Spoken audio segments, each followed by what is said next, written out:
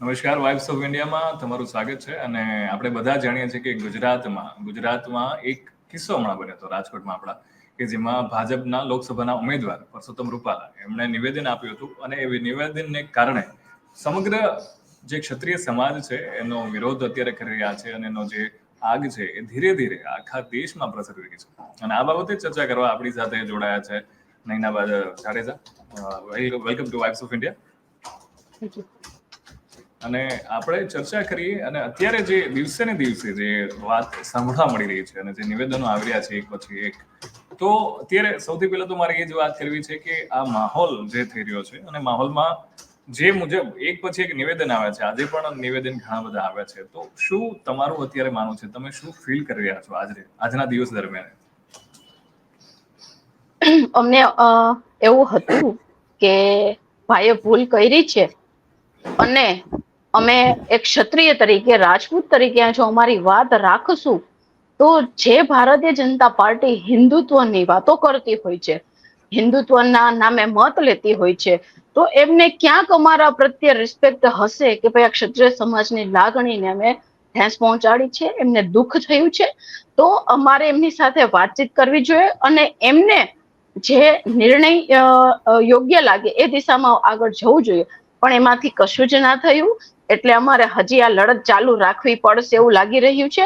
અને આજે અમારા પીટીભાઈએ એમણે પણ કીધું કે ભાઈ એક મહાસંમેલન થવા જઈ રહ્યું છે, અને ચોક્કસપણે થશે. જો રાજકોટ રણભૂમિમાં પરિણમે તો પણ કઈ નવાઈની વાત નથી, કારણ કે બહુ બધો સમય આપી દીધો છે. આમના તરફથી કોઈ એવા હજી એમનો એટીટ્યુડ તો એનો એ જ છે કે ભાઈ મેં માફી માંગી લીધી છે, તો મેં મારું કામ કરી લીધું છે, એટલે હવે તમને જે ઠીક લાગે એમ કરો. એનો ઇનડાયરેક્ટલી મતલબ એવો થયો આજના એમના નિવેદન ઉપરથી.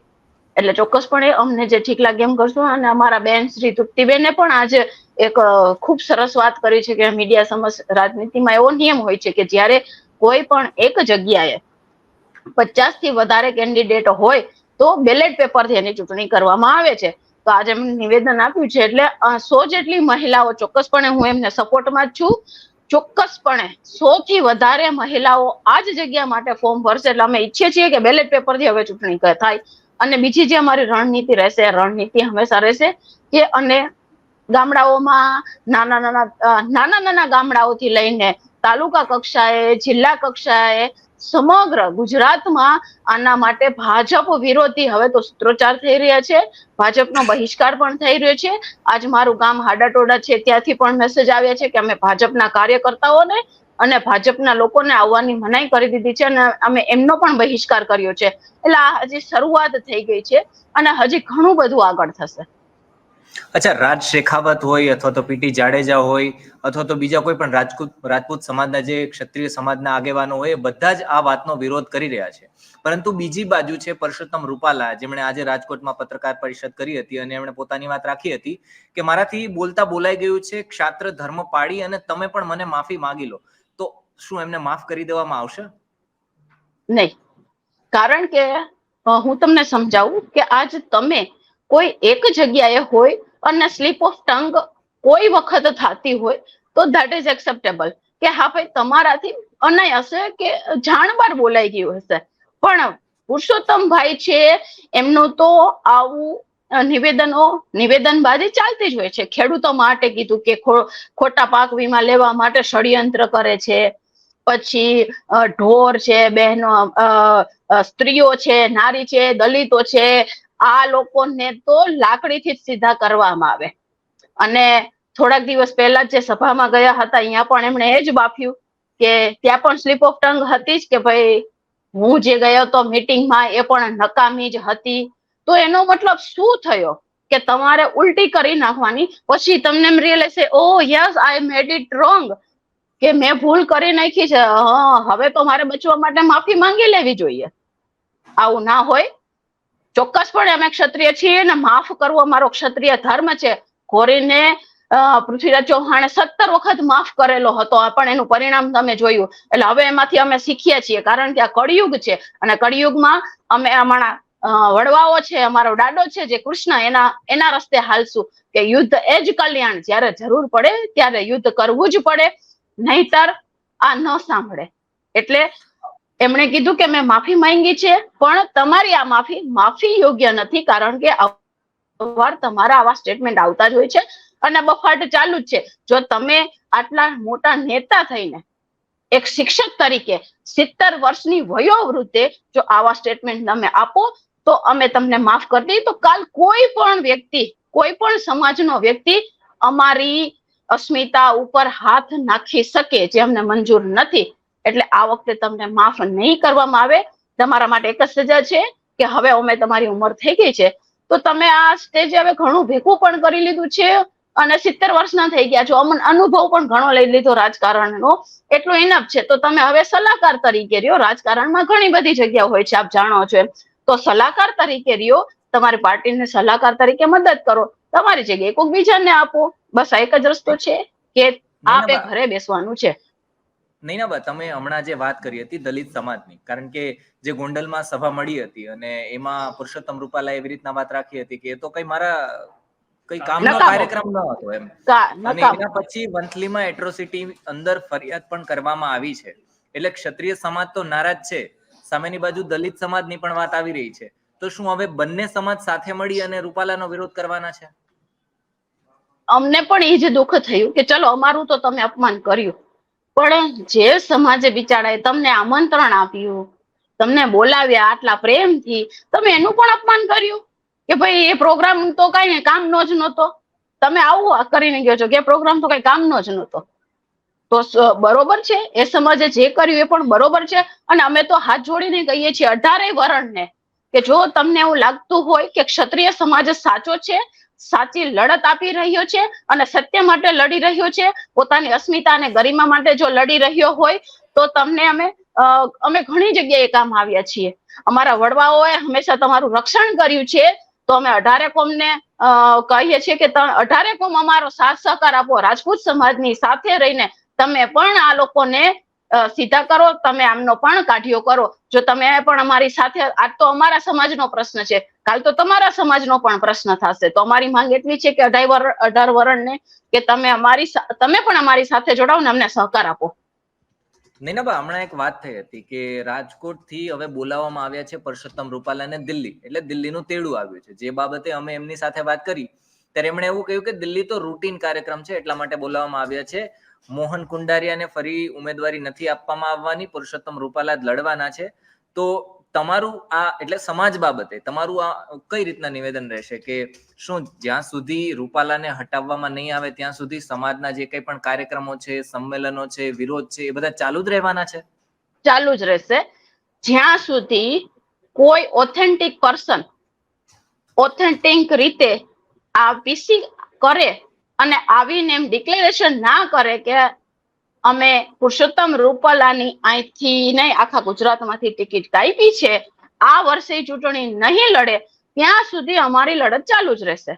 અને મને તો એવું લાગી રહ્યું છે કે કદાચ એમને અંદર પણ ભડકો છે, જે દિલ્હી જવાની એવી બધી વાતો કરી રહ્યા છે. મને એવું લાગે છે કે આની પેલા મોહનભાઈ જે હતા એમણે પણ એવું સ્ટેટમેન્ટ આપ્યું હતું, આપને ખ્યાલ હોય તો, કે ભાઈ એક નાનકડું બાળક ને મોટું યસ.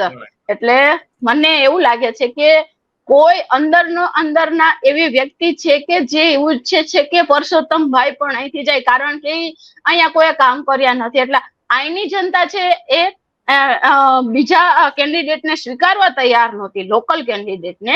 એટલા માટે પુરુષોત્તમભાઈને લઈ આવ્યા હતા. એટલે મને એવું લાગે છે કે અંદર પણ એટલો જ ઉભરો છે, પણ કદાચ હવે ટૂંક સમયમાં બારે આવે તો કોઈ નવાઈ નહીં.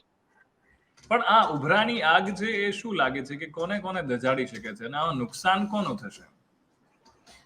આમાં તો એવું હોય કે ભાઈ જે આગની આજુબાજુ ફરતા હોય, કે જેને ઓલું કહેવાય ને કે જે ખાડો ખોદે એ પેલા પડે છે. એટલે જેને દિવાસળી ચાપી હશે તો ભાજપ તો બહુ કહેવાય કે બધી ખુફિયા જાણકારી તમારી પાસે રાખે છે, અને ક્યાં દબાવવા કે એની પૂંછડી ક્યાં દબાવી બધી માહિતી રાખવી જ હોય છે. એટલે અંદર કોણ શું કરી રહ્યું છે, બેકમાં શું કરી રહ્યું છે, એ બધી માહિતી મારા ખ્યાલથી હવે તો ભાજપ પાસે પહોંચી જ ગઈ હશે. એટલે હવે આગળ ઘણા બધાના હાથ એમાં દાજે તો કોઈ નવાઈની વાત નથી. એમાં પછી એના સિનિયરો કોઈ હોય તો પણ એ નવાઈની વાત નથી. અને આપણી સાથે લાઈવમાં પણ રાજકોટથી પણ ઘણા બધા લોકો છે અને એ પણ આ મુદ્દે કોઈ ને કોઈ વાત કરી રહ્યા છે, એટલે એ પણ આ જે સમાધાન વાળી વાત છે એ પણ એ કહી રહ્યા છે કે કેવી રીતે આ મુદ્દાને આગળ લઈ જવો જોઈએ. એ પણ આ વાત આપણી સાથે શેર કરી રહ્યા છે કોમેન્ટમાં લાઈવમાં જોડાઈને. જેટલા લોકો રાજકોટથી જોડાય છે, અલગ અલગ જગ્યાએથી જોડાયા છે, એ પણ પોતાનું મંતવ્ય આપી રહ્યા છે કે હવે આગળનો મુદ્દે નિવેદન શું હોવું જોઈએ, શું આગળ પગલા લેવા જોઈએ. અને વાત કરવી છે મારે સંમેલનની, કે જ્યારે મહાસંમેલન આવડું મોટું સંમેલન થતું હોય છે તો ત્યારે ઘણા બધા લોકો ત્યાં પહોંચે અને આટલી જનમેદનીમાં જ્યારે લોકોનો અવાજ આવતો હોય તો ત્યારે અવાજના પડઘા છે એ પડવા જરૂરી હોતા હોય છે કોઈ ને કોઈ રીતે. તો જ્યારે સંમેલન થશે તો એની તૈયારીઓ, અત્યારે પૂર્વ તૈયારીઓ શું ચાલી રહી છે? અત્યારે અમે દરેક જગ્યાએ અમારા જેટલા ભાઈઓ છે એમની સાથે મીટિંગો કરીએ છીએ અને આ આગળ પ્રોગ્રામની રૂપરેખા કઈ રીતે હોવી જોઈએ અને એમાં અમે કયા કયા પ્રોગ્રામો આપશું એ બધી રૂપરેખા અમારા જે અમારી જે સંસ્થાઓ છે, એમના આગેવાનો છે, એમના વડીલો છે, એ કરી રહ્યા છે. કારણ કે સમાધાન તો હવે કોઈ સંજોગોમાં નહીં થાય. હું જેમ આપની સ્ક્રીન પર જોઈ રહી છું એમ અમારા ઘણા બધા ભાઈઓ છે જે એ પણ ના પાડે છે. અને અમારા ભાઈઓ તો ઠીક, અત્યારે નાના નાના ભૂલકાઓ જેને થોડું ઘણું સમજાય છે ને, એ પણ એમ કે છે કે ભાઈ સમાધાન તો ના હોય. અને અમે જયારે બીજા કોઈ સમાજ સાથે વાત કરતા હોઈએ છીએ ત્યારે એ લોકો પણ એમ જ કે છે કે આ વખતે તમે સમાધાન ના કરતા, કારણ કે તમારો સમાજ ઘણા સમય પછી સાથે ભેગો થયો છે, તો ઢીલ તમે ના આપતા, એટલે અમે ખુશ છીએ. અને આ ભવિષ્યમાં જે અમારા પીટી બાપુએ કીધું છે કે અમે 6 કે 7 તારીખે મહાસંમેલન થશું, તો મેં આપને પહેલા પણ કહ્યું કે જો મહાસંમેલનમાં કાંઈ પણ થઈ શકે છે, રણ મેદાન થાય તો પણ કોઈ નવાની વાત નથી, કારણ કે ઘણો સમય વીતી ગયો, તમને ઘણો સમય પણ આપી દો, પણ તમારા તરફથી કોઈ એવી પ્રતિક્રિયા સંતોષકારક ના આવી. એટલે હવે અમારે આ તરફ આગળ વધતા જ રહેવું પડશે અને તમને એવા આશ્ચર્યજનક કાર્યક્રમો પણ દેવા જ પડશે. ત્યારે જ તમને ખબર પડશે, કારણ કે અત્યાર સુધી અમે કહેતા જ આવ્યા છીએ, અમારા સમાજના દરેક મોભીઓ કહેતા આવ્યા છીએ કે ભાઈ રૂપાલા સાથે પ્રોબ્લેમ છે, કોઈ પાર્ટી સાથે પ્રોબ્લેમ નથી. પણ હવે એવું લાગે છે કે જો ભારતીય જનતા પાર્ટી આનું આટલું રક્ષણ કરતી હોય તો એમના કાને અમારી વાત ના પહોંચતી હોય તો હવે એમને પણ અમારી વાત પહોંચાડવી પડશે, ક્રોસ વોટિંગ કરવું પડશે અને જે જગ્યાએ અમારી 8 સીટો છે ત્યાં અમારા વોટના પડઘા પણ પાડવા પડશે. અચ્છા, ઝાલા રઘુવીરસિંહ કહી રહ્યા છે કે આવી રીતના તો માફ ન થાય અને આવી રીતના જો કદાચ માફ કરતા રહેશું તો કાલે ચાલીને બીજું કોઈ બોલી જશે, પછી અમને માફ કરી દો અને માફ ન થાય ને એવી રીતના. એટલે જેટલા પણ લોકો 500 થી વધારે લોકો જોઈ રહ્યા છે, નૈનાબા જાડેજા ક્ષત્રિય સમાજના આગેવાન છે, એમને તમારે જો કોઈ પ્રશ્ન પૂછવો હોય તો એ પણ તમે પૂછી શકો છો. પણ નૈનાબા, મારે એની પહેલા તમને એ પૂછવું છે કે શું જયરાજસિંહ જાડેજા છે, માફ કરશો, જયરાજસિંહ છે એ ક્ષત્રિય સમાજ છે? જયરાજસિંહ જ રાજપૂત છે કે પછી બીજા પણ રાજપૂત સમાજના લોકો છે એમની પણ કંઈક લાગણી છે, એમની કંઈક પણ માગણી છે, જે જયરાજસિંહ કહેશે એ જ થશે? હવે મને એવું લાગે છે કે આ સ્ટેટમેન્ટનો કોઈ મતલબ નહીં રહે અહીંયા, કારણ કે જયરાજભાઈ જયારે ગોંડલમાં જે બીજેપીની સભા કરી હતી એમાં એમણે જે સ્ટેટમેન્ટ આપ્યું એના બીજા જ દિવસે જામનગરમાં અમે ખૂબ બહોળી સંખ્યામાં સમાજના લોકો એકઠા થયા હતા. ત્યાં પણ એટલી જનમેદની હતી, અમારા રાજપૂત ભાઈઓ બહેનો એવડી બહોળી સંખ્યામાં હતા કે સમાજમાં સમાતા નહોતા. તો આ એનો જવાબ છે કે આ સમાધાન નથી, કારણ કે રાજકીય પાર્ટી જ્યારે મળતી હોય ત્યારે રાજકીય મુદ્દા ઉપર જ વાત થતી હોય, સામાજિક મુદ્દા ઉપર વાત ન થતી હોય. પણ જ્યારે સમાજના આગેવાનો, અમે આની પહેલા પણ કહ્યું છે કે 90 થી 100 જેટલી સંસ્થાઓ છે અમારી અને દરેકના આગેવાનો નિમેલા જ છે. તો જો આ સંસ્થાના આગેવાનો, મોભીઓ, વડીલો ત્યાં હાજર હોય અને રાજપૂત સમાજ, સમગ્ર ગુજરાતમાંથી રાજપૂત સમાજ ત્યાં હોય હાજર, એમની હાજરીમાં જે વાત થાય એ સામાજિક વાત કહેવાય, સમાજ લેવલની વાત કહેવાય. એમાં જે નક્કી થાય એ સ્વીકાર્ય હોય, બીજી વાત સ્વીકાર્ય ના હોય. એટલે મુખ્ય મુદ્દાની જો આપણે વાત કરીએ કે એક તો રૂપાલાની ટિકિટ રદ થવી જ જોઈએ, એના સિવાયના બીજા કયા મુદ્દા છે? માની લો કે આજે ચાલે અને કદાચ રૂપાલાની ટિકિટ રદ ન થાય તો પછી બીજું ચાલે અને બીજું કોઈ વ્યક્તિ પણ આવી રીતના નિવેદન આપી શકે છે. તો પછી ક્ષત્રિય સમાજની આ બાબતે બીજી કઈ માંગ છે કે નહીં આ તો થવું જ જોઈએ, આ તો ન જ થવું જોઈએ? અત્યારે અમારી એક જ માંગ છે. પ્રશ્ન તો ઘણા બધા છે, કારણ કે અમને 40-45 વર્ષ થઈ ગયા સાંસદ માટે અમને ક્યાંય ટિકિટ નથી આપતા. છતાં પણ જો ક્ષત્રિય સમાજ શાંતિ રાખતો હોય છે, ફક્ત અને ફક્ત હિન્દુત્વ જાળવવા માટે, એની રક્ષા કરવા માટે બીજેપી સાથે રહે છે. ટિકિટ નથી આપવા 26 સીટમાંથી એક પણ જગ્યાએ, છતાં પણ એમની સાથે છે જ. બરાબર. અમારે મ્યુઝિયમની વાત કરી હતી કે ભાઈ ક્ષત્રિય સમાજ કે જેણે પોતાના રજવાડાઓ આપી દીધા, જેમણે પોતાના કહેવાય ને કે બધું જ ત્યાગી દીધું, એક આમ ક્ષણભરનો વિચાર કર્યા વગર કે ભાઈ અખંડ ભારતની સ્થાપના જવા થઈ રહી છે તો અમે તમારી સાથે જ છીએ. પોતાના અને અમારા માનનીય કૃષ્ણકુમારસિંહજી કે જેમના ધર્મપત્ની એમણે પોતાના કહેવાય ને કે દાગીના પણ એમને અખંડ ભારતની રચના માટે આપ્યા છે કે એ વીર રાજપૂતાણીઓ છે. તો તમે એમના માટે એક મ્યુઝિયમ બનાવવાની વાત હતી, તમે એમાં પણ ધ્યાન ના આપ્યું. ચલો એ તો અમે હજી અત્યારે નથી વિચારતા કે ભાઈ તમે અમારી સાથે આવું પણ કર્યું છે. અત્યારે હવે જ્યારે તમે અમારી પૂજનીય માતાઓ વિશે તમે અભદ્ર ભાષાનો ઉપયોગ કરો છો કે જે તમને જરા પણ શોભે નહીં, એવી તમે ભાષા ઉપયોગ કરો તો ક્ષત્રિય સમાજ તમને કોઈ દિવસ માફ ના કરી શકે. અત્યાર સુધી તમે જે અમારા માટે કે ભાઈ અમે તમને આ કરી દઈશું તે કરે, કોઈ વાંધો, પણ અત્યારે અમારી માંગ એટલી જ છે કે રૂપાલાભાઈ ન જોઈ અને ન જ જોઈ. અચ્છા, બીજા ઘણા બધા લોકો છે પણ પોતાની વાત રાખી રહ્યા છે અહીંયા કે નૈનાબા રૂપાલાને છોડવાના જ ન જોઈએ, કારણ કે હરેક સમાજ વિશે બોલે છે અને ખરેખર આ માણસ જ નથી. અને બીજું પણ ઘણું બધું બોલવામાં આવ્યું છે અને આને હરાવવા જોઈએ એવી રીતના પણ વાત રાખવામાં આવી છે. તમારું ક્ષત્રિય સમાજના રિલેટેડ, ક્ષત્રિય સમાજના વ્યક્તિ તરીકે આ બાબતે શું કહેવું છે? ચોક્કસ, મેં આપને પહેલા પણ કહ્યું કે અમારી સાથે અન્ય સમાજના પણ નિવેદનો આવા છે કે એમને નહીં છોડતા. ક્ષત્રિય સમાજ તો સમગ્ર વિરુદ્ધમાં જ છે અમની. એ સિવાય અન્ય સમાજના લોકો પણ હવે અમને સમજે છે કે ના ભાઈ ક્ષત્રિય સમાજ જે લડત આપી રહ્યો છે કે જે વાત કરી રહ્યું છે એ 100% સાચી છે. કારણ કે આજ અમારી માતાઓ વિશે, અમારી બહેન દીકરીઓ વિશે જો ટિપ્પણી થઈ રહી હોય તો આવો બફાટ કોઈ પણ સમાજનો વ્યક્તિ આવીને કોઈ પણ બહેન દીકરીઓ વિશે બોલી શકે છે. અને જો આવી જ રીતે થતું રહે કે ભાઈ બફાટ કરીને કે ઉલટી કરીને જતા રહો અને એમને સજા કરવામાં ન આવે તો પછી કોઈને બીક જ ના રહે કે ગમે ત્યાં બોલી દો, ગમે પછી હાથ જોડીને ઉભા રહી જાય મારી ભૂલ થઈ ગઈ. એટલે એવું તો હવે નહીં ચાલે. મેં પહેલા પણ કહ્યું કે આ કળિયુગ છે. કળિયુગમાં જે ભાષા ચાલતી હોય, જે ભાષા સમજતા હોય એ જ સમજાવવી જોઈએ. અને આમાં અન્ય સમાજ પણ અમારી સાથે છે. અમે એનો આભાર માનીએ છીએ અને અમે હજી પણ એવી અપેક્ષા કરીએ કે જે બહુ મોટા સમાજ છે એ પણ અમને સપોર્ટ કરે, અમને પણ સહકાર આપે અને ભાજપના જ્યાં પણ આવા ઉમેદવારો છે એમને ઘર ભેગા કરે. નૈનાબા, તમે અમારી સાથે જોડાયેલા, અમારી સાથે વાત કરી એ બદલ તમારો ખૂબ ખૂબ આભાર. જોઈએ છે હવે આગળ. અત્યારે ધ્રુજારી તો વાગી છે, જે વૃક્ષ પડ્યું છે એના લીધે જે ભણકારા થયા છે એ તો થયા છે, પરંતુ આગળ હવે આ સમયે શું થશે એ તો જોવાનું રહેશે. કારણ કે બીજી બાજુ વાત એવી પણ આવી રહી છે કે દિલ્હીમાં તેડું છે, દિલ્હીમાં બોલાવવામાં આવશે, ત્યારે કંઈ પણ ઉમેદવાર છે જે ડમી ઉમેદવાર રાખવામાં આવ્યા છે મોહન કુંડારિયાને, એ ફરીથી સાંસદ બની શકે છે. અને હવે આ બાબતે આગળ શું થશે, ક્ષત્રિય સમાજ પોતાની રીતના અડગ ઊભો છે અને હવે રૂપાલાની ટિકિટ કાપવામાં આવશે કે કેમ, ભારતીય જનતા પાર્ટી આગળ શું કરશે એ તો બધું જ જોવાનું રહેશે.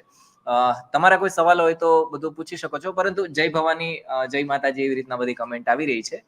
રાજપૂતાન જેટલા પણ છે એ 100% પોતાની વાત રાખી રહ્યા છે અને માફી તો નહીં જ માગે એવી રીતના, માફી તો સ્વીકારે જ નહીં એવી રીતના પણ વાત બધી કરવામાં આવી રહી છે. આગળ હવે આ મામલે શું થશે એ તો જોવાનું રહેશે. ધન્યવાદ.